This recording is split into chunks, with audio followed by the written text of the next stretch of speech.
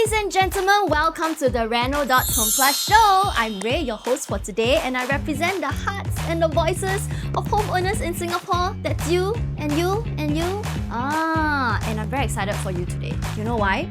Because today, we have gathered Singapore's most trusted interior designers to help you out.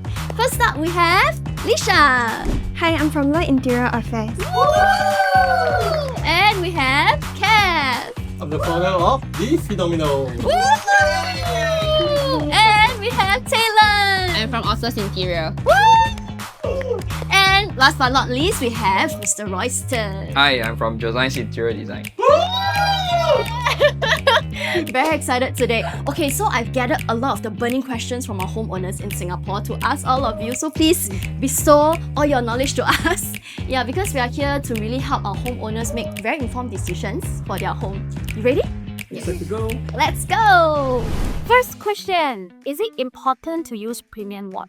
We agree until this agree. Most part is the support from the whatever company we are getting our products from. I would prefer to use something more branded in some way. That's my personal thought actually. So yes and no. You have already spent so much in your renovation. In Singapore, everybody spend from the start, from design all the way to the cleaning. You're already paying for everything. So if even every mechanism we're going to use the premium ones, it might not be that comfortable for all homeowners. Throughout the entire house, I think that there are a lot of mechanisms used. Some are more simple than I get. For the simpler ones, I think that sometimes it's okay to not so premium play because a lot of them they kind of work quite similar in my opinion. If can, I will go with the premium one. Because for me, I think that if let's say poor quality, poor after service is equal to frustration in the future. Second question, is it necessary for homeowners to pay design fees? Yes, of course. Yes and no. Nowadays, social media is so readily available. So people will start to research. It's up to us to reimagine the elements that they like that can fit into the space. I think the advice is very important. Can this fit into their house? I think designer is more like how it can help our client to find the potential of their house. That's very important. It's always the details. The detail is the key factors. Yes, you can pull out any photos or anything, but the detailing is something that contractor can't do. It really takes a lot of time and skills. We really spend a lot of time mastering this skill set. Even till today, I believe all of them have been years of experience, but we are still learning day to day. Question number 3, is condo renovation more expensive than HDB renovation?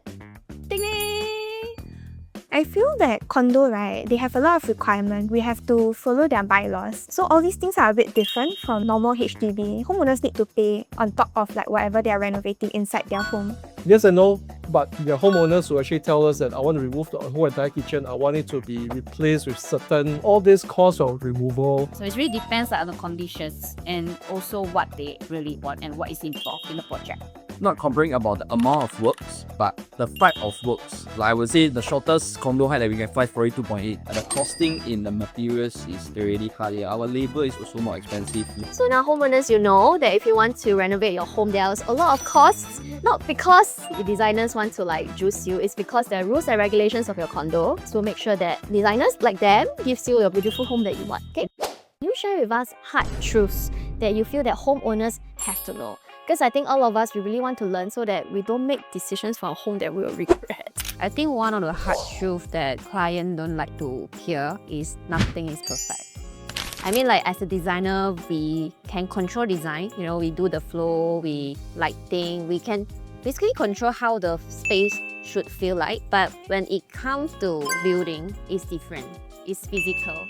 It's not like digital made, you know. It boils down to the workmanship, to a common understanding level that we as interior designers, we think that yes, this is good. But for some homeowners, they will want it to be the way they see it, probably like from Pinterest, from Showrooms, from 3D. What we are doing nowadays is looking at homeowners that have all these model pick that might not be applicable in our weather, in our home. So these are some things that homeowners also have to understand, which thankfully so far, I think they are understanding towards this.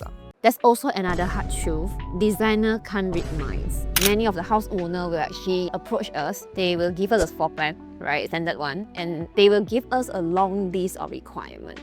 But for designer, this is just a starting point. How can you imagine that like I can actually understand you and whoever that is going to stay in this house just by, reading all the like notes. I think it's a bit hard. So that's why I think it's very, very important when it comes to such a big thing like renovations. We have to meet up, we have to understand your lifestyle, like how you move around the space and how you use things, and from there we can customize something that perfectly fits you. So I would say that this is not like a renovation truth, it's more of probably we hope that the homeowners come down and meet us, feel the chemistry, feel the vibe, feel our sincerity. Yeah, and then we can also know you better. Then it's your house. You go back to it every day, you get what I mean? Actually, they don't have anything to lose because through that conversation, I'm sure they will understand, because the questions you guys ask are probably questions they don't even know they should be asking themselves. Aesthetic versus practicality. How do you guys balance both of them? Okay, for myself, my take is, as a first-time homeowners, most people have a lot of dream.